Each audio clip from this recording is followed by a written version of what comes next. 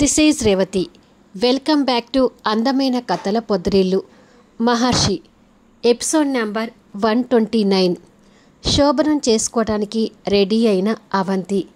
కానీ ఆ రాత్రి ఇద్దరి మధ్య ఏం జరిగింది తెలియాలి అంటే కథలోకి వెళ్ళాల్సిందే.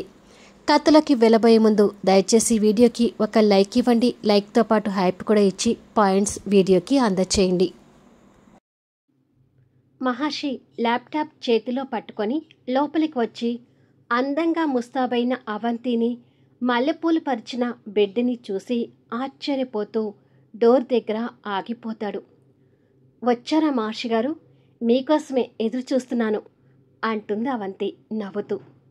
అందంగా స్పెషల్గా రెడీ అయిన తనని చూపు తిప్పుకోలేనట్టుగా చూస్తూ, చాలా అందంగా ఉన్నావు అవంతి అంటాడు. అవంతి కాస్త సిగ్గుపడుతూ నవ్వుతుంది. తన మెడలో ఉన్న నెక్లెస్ని కూడా చూసి కాస్త ఆశ్చర్యపోతూ, నేను తెచ్చిన నెక్లెస్ని ఇప్పుడు పెట్టుకున్నావా అని అడుగుతాడు.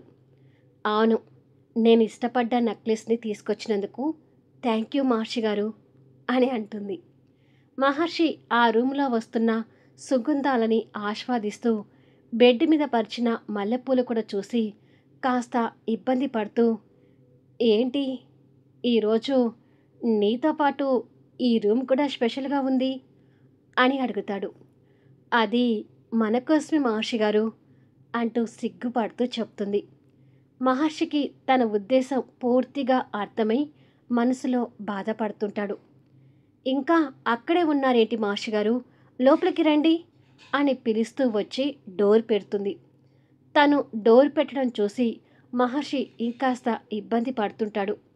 ఇప్పటికే చాలా టైం అయింది, పడుకుందాం పదండి అంటూ అవంతి మహర్షి షోల్డర్ పట్టుకొని బెడ్ దగ్గరికి తీసుకుని వెళ్ళబోతుంటే, అది అవంతి, నేనిప్పుడు పడుకోవటానికి కుదరదు, ఆఫీస్ వర్క్ చాలా ఉంది అని అంటాడు. ఏంటి ఆఫీస్ వర్కా? ఇప్పుడు వర్క్ చేసుకుంటూనే ఉన్నారు కదా, ఇక వర్క్ చేసుకోవడానికి వీల్లేదు, వచ్చి పడుకోండి అని అంటుంది కాస్త కోపంగా. వర్క్ ఇంకా ఉంది అవంతి, నువ్వు వెళ్ళి పడుకో, నేను వర్క్ చూసుకొని వస్తాను అని మహర్షి వెళ్ళబోతుంటే, ఆగండి మహర్షి గారు అంటూ మహర్షి దారికి అడ్డుగా నిలబడుతుంది. ఏంటి అవంతి ఇది, నేను వెళ్ళాలి, తప్పుకో అంటాడు మహర్షి ఇబ్బందిగా చూస్తూ. నిద్ర మానుకొని వర్క్ చేసుకోవాల్సిన అవసరం మీకు ఏమీ లేదు, మీరు సంపాదించిన ఈ ఆస్తులు చాలేండి అంటూ మహర్షి చేతిలో ఉన్న ల్యాప్టాప్ పట్టుకొని పక్కకు పెట్టి రండి అంటూ బెడ్ దగ్గరికి తీసుకెళ్తుంది. ప్లీజ్ అవంతి, నన్ను వర్క్ చేసుకొనివ్వు అంటాడు మహర్షి. వీల్లేదు, ఇప్పుడు నేను మీ మాట అస్సలు వినను అంటూ లైట్ ఆఫ్ చేసి బెడ్ లైట్ ఆన్ చేసి పడుకోండి అంటూ కాస్త సీరియస్గా చెప్తుంది. తను అలా సీరియస్గా చెప్పేసరికి ఇక మహర్షి ఏమీ మాట్లాడలేక సరే అంటూ బెడ్ మీదకి వాలిపోతాడు. అవంతి కూడా నవ్వుతూ తన జడలో ఉన్న మల్లెపూలని భుజాల మీదుగా వేలాడేటట్టుగా వేసుకొని మహర్షి పక్కకు వచ్చి పడుకుంటుంది.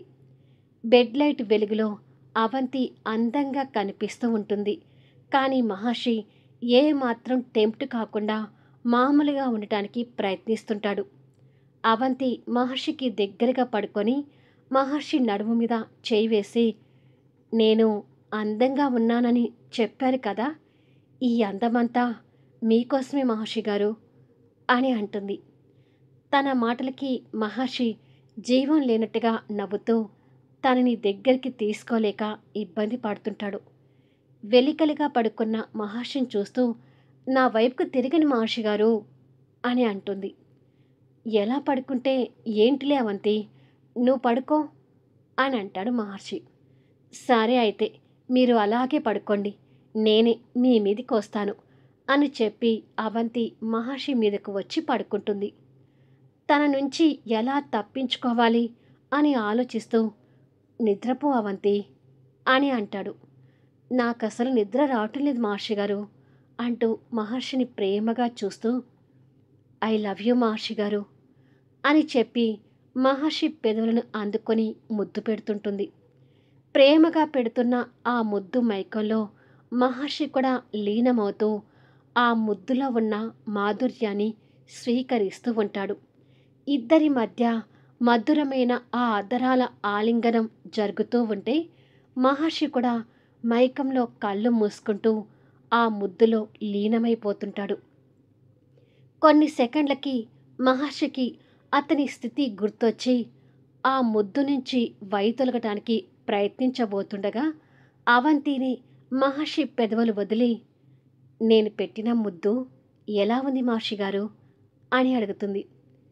ఎలా ఉంది అంటే ఏం చెప్పను అవంతి, భార్య పెట్టిన ముద్దు ఎప్పుడు చేదుగా ఉండదు కదా అని అంటాడు తన వెన్ను మీద చేయి వేసి నిమురుతూ.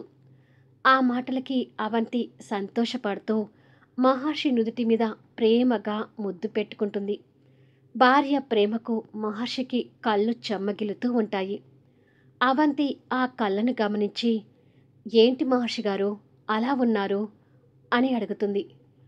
ఏమీ లేదు, ఇప్పటికే చాలా టైం అయింది, ఇక పడుకో బంగారం అని అంటాడు. నాకు నిద్ర రావటం లేదు మహర్షి గారు, నేను ఇప్పుడే పడుకోను అని అంటూ మహర్షికి బుగ్గ మీద ముద్దు పెడుతుంది. తనను నిద్రపుచ్చే మంత్రం ఏంటో మహర్షికి అప్పుడు గుర్తొచ్చి తనని మాటల్లో పెడుతూనే తనకు అనుమానం రాకుండా నిదానంగా చెయ్యిని తన చెవి దగ్గరికి తీసుకువెళ్ళి అంతే నిదానంగా రాస్తూ, తాన్య మళ్ళీ ఏమైనా ఫోన్ చేసిందా అవంతి అని అడుగుతూ మాటల్లో పెడతాడు. లేదు మహర్షి గారు, అది గౌతమ్తో ఉంటే అసలు మనం గుర్తు ఉండవేమో అంటుంది నవ్వుతూ. తన తలని గుండెల మీదకి ఆనించుకొని తన చెవి దగ్గర రాస్తూ, అది నిజమే, ఎంతైనా ప్రేమికులు కదా అని అంటాడు. ఇలా మహర్షి మాటల్లో పెట్టి తన చెవి వెనక రాస్తుంటే పిచ్చి అవంతి నిద్రలోకి జారుకుంటుంది. తన అమాయకత్వానికి మహర్షి నవ్వుకొని మీద పడుకున్న అవంతి నుదుటి మీద ముద్దు పెట్టి, సారీ బంగారం, నేను నీతో కలవలేకపోతున్నాన్రా అని అనుకుంటూ తన వెన్ను మీద చేయి వేసి జో కొడుతూ ఆలోచిస్తూ ఉంటాడు. మరుసటి రోజు అవంతి లేచేసరికి పక్కన మహర్షి కనిపించడు. పైగా టైం అప్పటికే 7 అవుతుంది. ఓ గాడ్, ఇంతసేపు పడుకున్నానేంటి అని అనుకొని లేచి కూర్చొని రాత్రి జరిగింది గుర్తు తెచ్చుకొని, రాత్రి శోభనం చేసుకోవాలనుకుంటే అలా మొద్దు నిద్రపోయానేంటి, అసలు ఎప్పుడు పడుకొని పోయానో కూడా గుర్తు లేకుండా పోయింది అంటూ మెడలో నుంచి వేలాడుతున్న మల్లెపూలు చూసి, ఛ, రాత్రి మహర్షి గారితో కలవాలి అనుకొని నిద్రపోయాను, నేనొక పిచ్చిదాన్ని అని అనుకొని తనకు తానే తిట్టుకుంటుంది. తర్వాత మహర్షి కోసం వెతుకుతూ వాష్రూమ్ వైపు చూస్తుంది. అక్కడ కూడా లేడని నిర్ధారించుకొని కింద ఉన్నారేమో అనుకొని కిందికి వచ్చేసరికి సర్వెంట్స్ వాళ్ళ పనులు వాళ్ళు చేసుకుంటూ కనిపిస్తుంటారు. కానీ మహర్షి మాత్రం ఎక్కడా కనిపించడు. మహర్షి గారు ఎక్కడున్నారు జయ అని అడుగుతుంది పని మనిషిని. ఆఫీస్లో అర్జెంట్ వర్క్ ఉందని ఎర్లీగా ఆఫీస్కి వెళ్ళారు మేడం, మీరు లేస్తే మీకు ఈ విషయం చెప్పమని చెప్పారు అని అంటుంది జయ. అవునా అని అనుకుంటూ అవంతి నిరాశపడుతుంది. ఇంతకీ మేడం, రాత్రి మీకు శోభనం అని జయ అంటూ ఉండగా అవంతి నిరాశగా చూస్తూ, శోభనం ఏమీ జరగలేదు జయ, ఏదో మాటల్లో పడి మొద్దు నిద్రపోయాను అని అంటుంది. అయ్యో అవునా, పోనీలేండమ్మా, మళ్ళీ సార్కి దగ్గర కావడానికి ప్రయత్నం చేయండి అని చెప్తుంది జయ. మహర్షి ఆఫీసులో కూర్చొని రాత్రి జరిగింది గుర్తు తెచ్చుకొని, సారీ బంగారం, నేను నీతో కలవాలంటే అసలు నేనేంటో, నా క్యారెక్టర్ ఏంటో నీకు పూర్తిగా తెలియాలని ఉంది. అలా నా క్యారెక్టర్ చెప్పాలి అంటే ముందు మా అమ్మ గురించి చెప్పాలి. కానీ ఎలా చెప్పను, చెప్తే నాకు దూరం అవుతావేమో అనే భయం నన్ను అనుక్షణం వెంటాడుతుంది అని అనుకొని బాధపడుతుంటాడు. టైం సాయంత్రం 5 అవుతుంటుంది.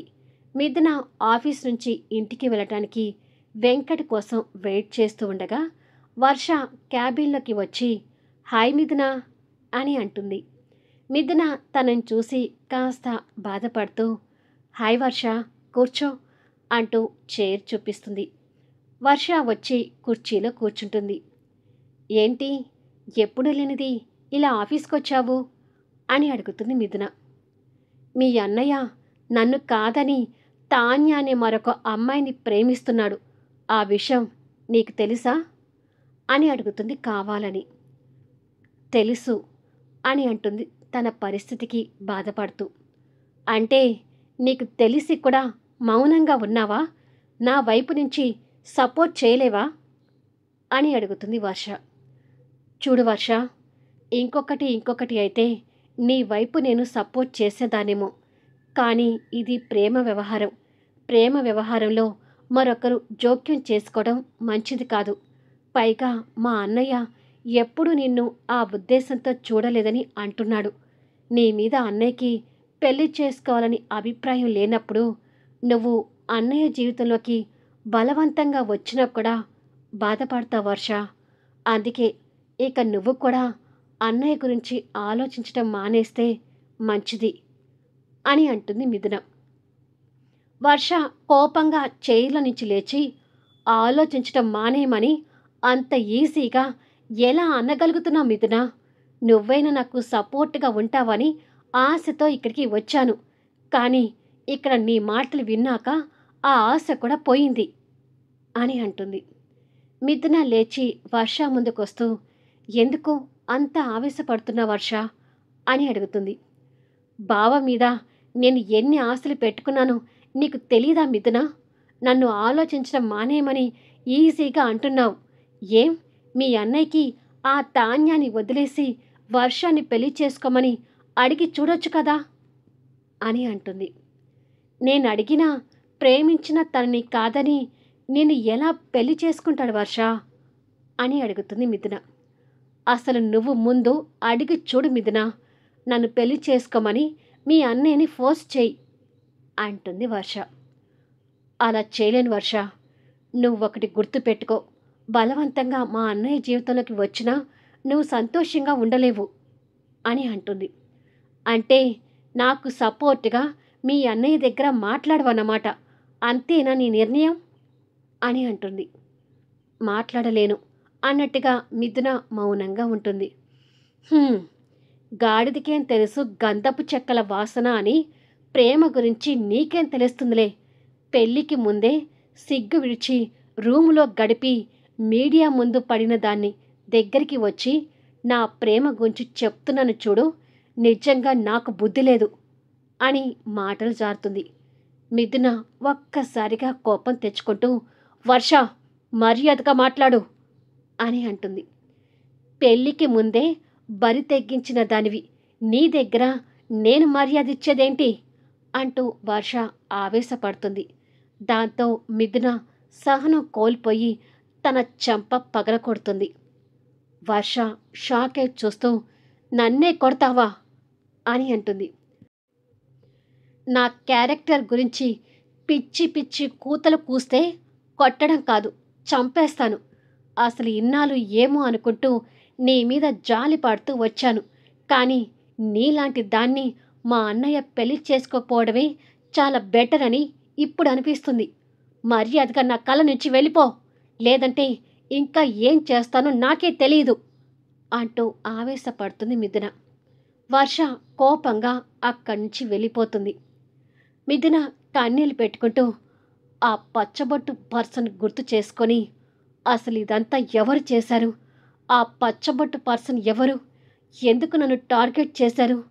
ఈ దుర్మార్గం చేసిన వాళ్ళ గురించి తెలిస్తే వాళ్ళని ఊరికనే వదలకూడదు అని అనుకుంటూ ఉండగా, మిథున అంటూ వెంకట్ అప్పుడే వచ్చి కన్నీళ్లు పెట్టుకుంటున్న తనని చూసి ఆశ్చర్యపోతుంటాడు. మళ్ళీ నెక్స్ట్ వీడియోలో కలుద్దాం. ఇప్పుడు జరిగింది మిథున వెంకట్కి చెప్తుందా? మిథున తెలియకుండానే మహర్షి మీద ద్వేషాన్ని పెంచుకుంటుందా? ఈ నిజం బయటపడిన రోజు మిథున వెంకట్ లైఫ్ ఏం కానుంది? కథ నచ్చితే లైక్ చేయండి, హైప్ ఇవ్వండి, మీ అమూల్యమైన కామెంట్స్ అందచేయండి. Thank you for లీజనింగ్.